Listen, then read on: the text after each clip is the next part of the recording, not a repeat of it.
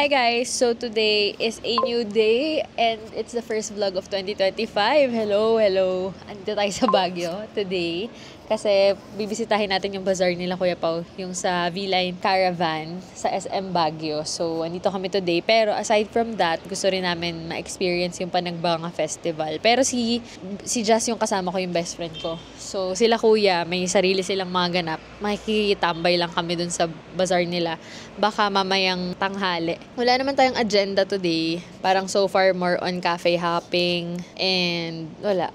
Just experience the vibes ng festival season dito sa Baguio. So, kaka-check-in lang namin actually. Thankfully, pwede mag-early check-in. Dito kami sa NYC Manhattan Suites naka-check-in. So, ito yung view.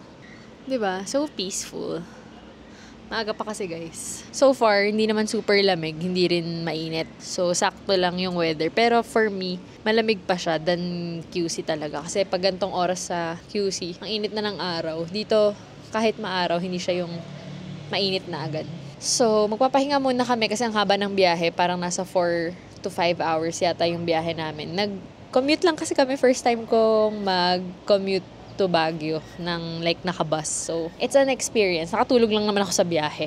Tapos pagdating namin, since katabi lang ng Victory Liner yung Jollibee, nag-breakfast muna kami dun kanina. Then, ayun, nandito na kami. Nag-early check-in kami dito sa NYC Manhattan Suites. Pero binook ko to via Agoda. Not sure if meron siya sa Klook, pero if ever meron siya sa Klook, gamitin nyo na lang yung code ko para may discount kayo. So yeah, I'll update you guys kung ano mangyari. Ito yung kwarto guys. Actually, ang binook namin, parang one large bed lang. Pero feeling ko since nag-early check-in kami, binigyan na lang nila kami ng available na room. So, yeah. Very small room lang naman. Pero lahat naman ng kailangan, andito naman.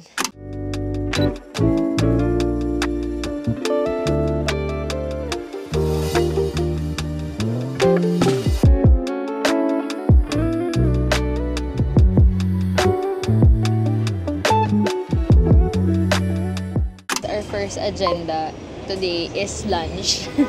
So, nandito kami sa Cafe by the Ruins. Medyo malapit lang to dun sa hotel na binook namin. Like, walking distance naman siya with all the, hills and Pero okay naman, walking distance siya. Tapos yung weather naman, hindi naman kasi sobrang init. So, okay lang maglakad ng medyo malayo-layo. So, magla-lunch muna kami. Actually, pasta lang in order namin. Tapos, grilled cheese. Papakita ko na lang sa inyo later. Kasi parang sabi ko kay Jazz, yung dessert namin sa ibang cafe na lang para matry. Actually, malapit lang din to sa Foam Coffee. Actually, natry na ni Jazz dito. Si Jazz kasi lagi dito sa Baguio. OA. Ang OA ng Baguio. Lokal na siya dito, kaya kabisado na niya yung mga pupuntahan namin. Ako kasi parang second time ko pa lang dito. Yung first time ko pa, parang mga batchmates ng mom ko yung kasama ko. So, ako lang yung bata. So, ngayon pa lang ako makakapag-explore.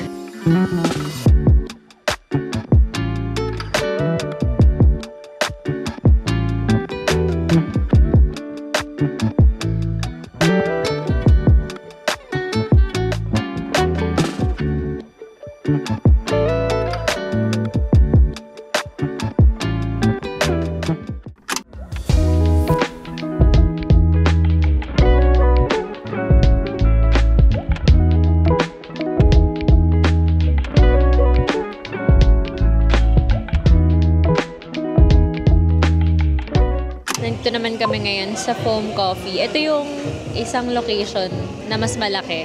Kasi yung nearby sa hotel namin, yun yung smaller location ng Foam Coffee. So, ang in-order ko is creme brulee latte. Tapos in-order ni Jazz, strawberry tiramisu.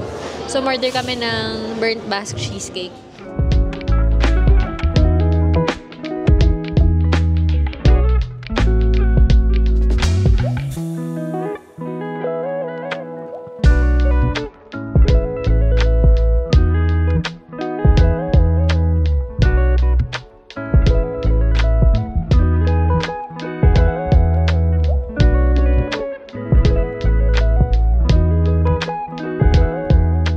Someone na nakatry na ng foam coffee before, how was foam coffee now? Hindi ko gusto yung flavor. Mas gusto ko yung yung mga sea salt, Spanish, ganun. Masyadong trip yung strawberry tiramisu.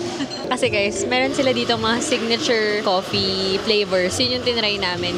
Siya yung strawberry tiramisu. Okay naman siya, matapang yung coffee niya. Pero kasi, yung aftertaste niya na strawberry, hindi siya yung fruity na strawberry. Like, mapait siya na strawberry aftertaste. So, hindi siya masyadong, ewan ko for me, hindi siya masyadong nagko-complement. So, itong burnt bass cheesecake. Okay naman yung lasa ng cheesecake itself. Yung texture lang for me.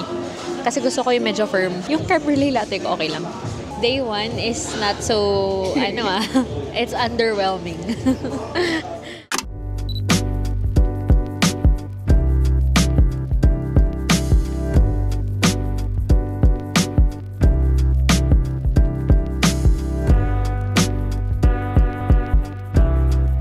So guys, andito na tayo sa SM Baguio. Ito talaga yung pinunta natin dito. Yes sir, mga kaibigan. Ang may sakit. Ang may sakit. Alam mo ba, mag-vlog talaga ako. Bukod sa may sakit ako, pagdating ko dito, hindi ko nadala yung charger at battery. Yun. Sabi ko na nga ba. So, ayun yung booth niya, guys. NYT and Camp Bumi. So, ayan, meron tayo ditong mga poster for souvenir. Kung gusto niyo yung mga OGs. And, syempre, mga milk tea natin dyan. Meron itong mga flavors na available. 100 pesos only, guys. So, abangan niyo yung mga susunod na caravan ng V-Line MSME. So, ayan. At yung isang bata doon, no? Huling-huli sa akto. Yui! Yui! So, ayun guys. Punta kayo dito si Dad. Sup, boys? Sa Pagan family. Ay! Uy! Uy! Ay, may dumating. So, Hi guys! yes. Pula yung sa bunganga ko. Hindi naman, umu-orange lang naman. Parang soft girl. Hi guys! Yes. Hi guys, so it's day 2 na ng ating Baguio trip. And dapat maaga talaga kami today kasi ang plano namin mag Northern Blossom Flower Farm sa May Atok. Kaya lang, dahil sobrang pagod na mga person, hindi namin kinayang gumising ng maaga. Ano oras na ba? 12. 12 o'clock na. Umalis kami ng hotel mga 11:30. Tapos pumunta kami dito sa may Dangwa Terminal. Nag-taxi na lang kami from hotel. Tapos pagdating namin dito sa terminal, may mga van. Tapos meron ding bus din dito papunta sa Atok. 2 hours daw yung biyahe. So dapat kasi kakain muna kami bago kami mag-Atok. Kaya lang, baka wala na kaming maabutan kasi hanggang 4:30 PM lang sila. So ngayon, nandito na kami sa van. Hintay lang ng ibang passengers. Tapos yung fare dito sa van, papuntang Atok is 200 pesos. Pero may 50 pesos na environmental fee, diba? Pagdating doon. So, bale, 250 pagpunta kayo ng Atok.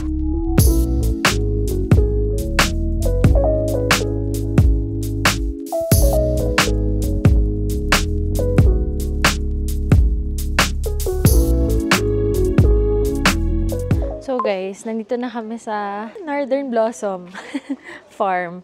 So, pagpasok pala dito guys, meron silang entrance fee na 250 pesos pag adults. Tapos pag senior may discount naman. Then, pagpasok nyo, yung stop nyo meron din siyang free coffee. So, bukod sa entrance fee, may free coffee pa kayo. So, after ng pag-iikot.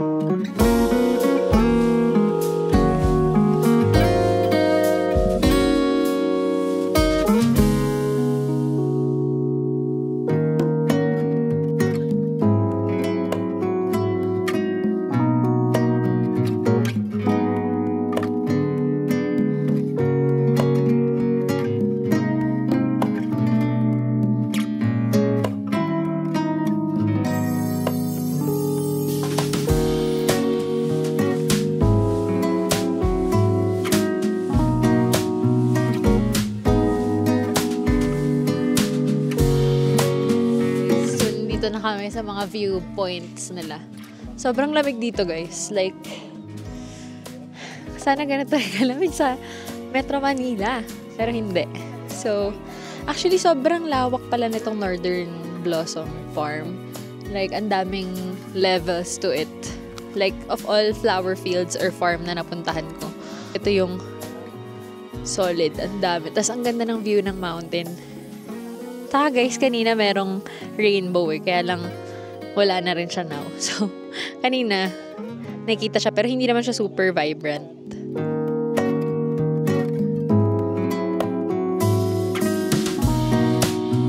So, malapit na kami sa pa-exit nitong Northern Blossom. Pagod na kami. Mas nakapagod yung paakyat guys kasi stairs talaga yung aakyatin mo. Pero, sobrang nice niya kung marami kayong time to spare pag nag-Baguio kayo. Manageable naman yung dami ng tao. Like, makakapagpa-picture ka pa sa mga spots. I'm not sure kapag morning ng sunrise kung caring maghintay. Pero so far, so good. The view ate but we didn't. Paakit na kami. Medyo marami pang tao sa exit side. So, papahinga lang kami saglit. Dito kami ngayon sa Good Taste. Anong oras na? 9-something PM. Ito pa lang yung first meal of the day namin talaga na meal. Kasi late na nga kami umalis. Pagdating namin doon, around 2:30 na.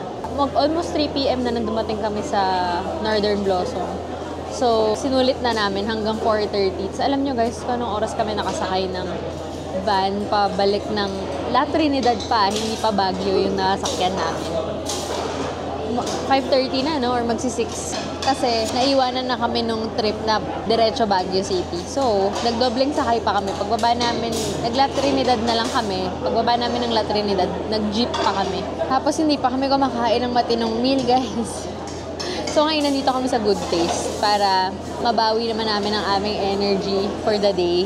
So, yung order namin is isang fried rice with lechon, tapos isang sinigang na baboy for sharing. Kasi gusto namin ng may sabaw. Tapos order na lang si Just ng half fried rice.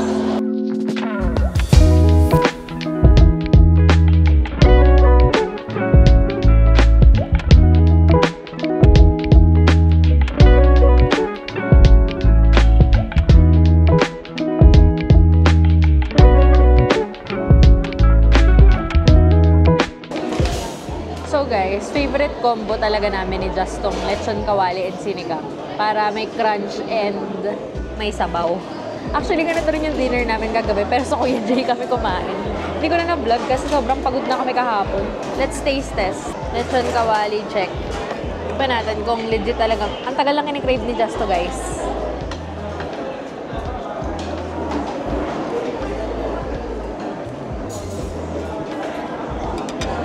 Harap. So, it's our last day here in Baguio. And nakapag-check out na kami sa hotel. Iniwan lang namin dun yung gamit namin kasi 6 PM pa yung ride namin pa uwi. So, for today, magka-cafe hopping lang kami. As in, very chill day lang. Tapos ngayon, nandito kami sa Hatch Coffee. Ang lapit lang pala nito sa NYC, Manhattan Suites, kung saan kami nakastay. Like, parang yung taxi ride namin. Wala pang 10 minutes. Waiting lang kami kasi medyo maraming tao. Sayang, hindi kami nakaabot sa breakfast. Kasi meron silang mga breakfast meals. Tapos meron silang drinks. Update ko kayo pag nakaupo na kami. Gutom na kami, guys. The hunger is hungering.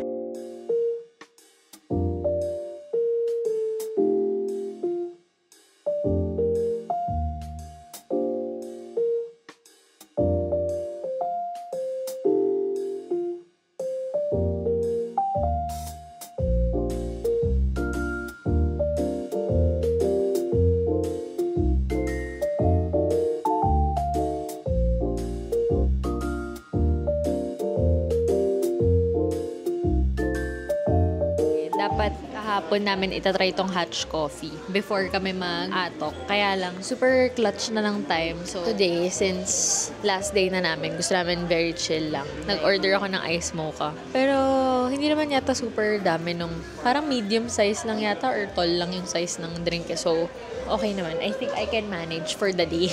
Kung magsa-second cup of coffee pa ako later. Pero, feeling ko kakain pa tayo ng lunch bay, no? Kasi parang hindi ako mabubusog sa grilled cheese. Dumating na agad yung order. Thank you! So, dumating na kaagad yung aming drinks. Hot choco. Kita mo na hot choco nila. Sa akin, ice mocha. So, as I was saying, ang plan talaga namin for this trip is very chill lang. Like, wala masyadong itinerary na very turista. Gusto lang namin ng for the vibes. Sorry guys, nilipat ko kasi magpipicture siya. Maganda tong place, guys. Para siyang house na kinonvert into a cafe. Parang bistro type. Tapos, ang laki ng garden niya. Parang kung may mga kids kayo or gusto nyong mag-relax like nature vibe. Parang province yung feels nito. Parang bahay namin.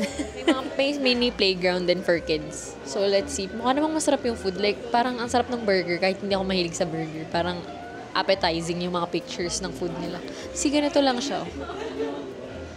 So, I think kaya ko pang mag-second cup ng kape today. Tikman natin.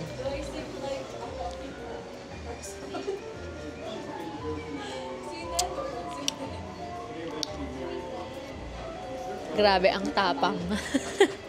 Like, alam mo yung beans kasi nila, nakita ko dun, yung Easter blend na beans nila, nakalagay, Atok Wash, tsaka Sultan Kudarat Wash. Tapos yung notes nun is dark chocolate and nutty yung notes.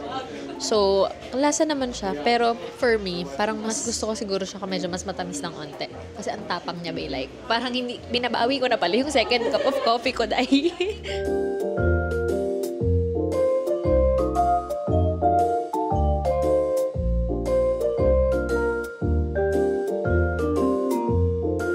So, let's taste test. Ito yung order ko, guys. Grilled cheese.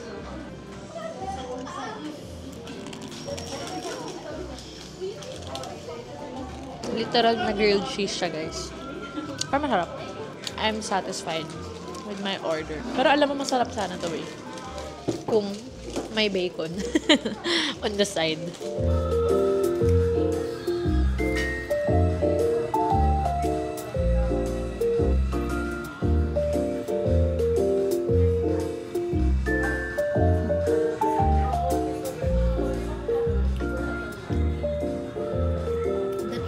I've been waiting for.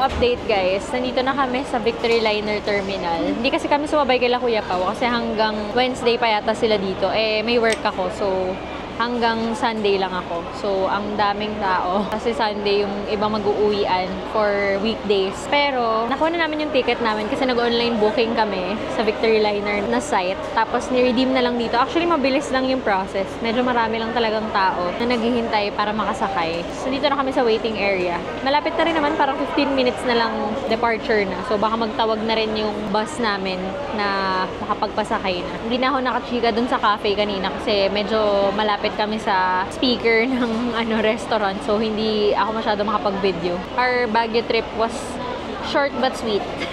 So guys, nakasakay na kami sa bus. Yung binook naming bus ride is yung first class ng Victory Liner. Ganyan yung itsura ng bus pag first class. Tapos ang saya guys sa likod. I never expected na mag-e-enjoy ako sa likod ng bus. Kasi yung mga seats ng first class na bus, reclining siya. Tapos parang pati yung binte, merong parang footrest, ganun. Tapos, pag nasa likod kayo, pinakalikod ng bus, ma-recline nyo ng todo yung seat. Like, wala kayong problema. Tapos pwede nyo pa ilagay yung gamit nyo sa likod. Pero sana hindi matagtag mamaya. Yun lang naman yung problema ko, kaya ayoko dito sa likod. Pero hopefully, hindi siya matagtag. Medyo mahaba pa yung biyahe. Baka mga 10 PM na kami makarating. If on time kaming aalis.